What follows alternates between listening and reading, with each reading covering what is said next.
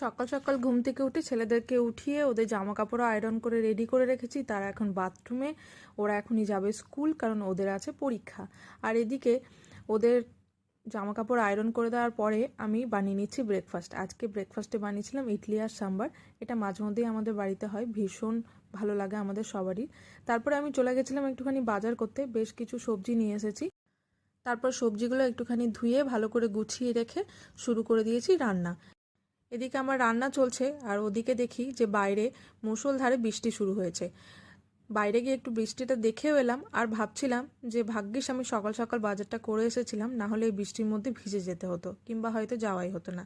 তো যাই হোক, তারপর আমি স্নান ধান করে নিয়েছিলাম আর তারপরে নিচে এসে আমি শুরু করে দিয়েছিলাম রাতে রান্না। রাতের রান্নাটা যদি দুপুরবেলা একটুখানি গুছিয়ে রেখে দিই তাহলে কিন্তু সন্ধেবেলাটা বেশ সুন্দরভাবে কাটে, কারণ সন্ধেবেলায় আমরা সবাই একসঙ্গে হই আর সেই সময় একসঙ্গে আমরা অনেকটা টাইম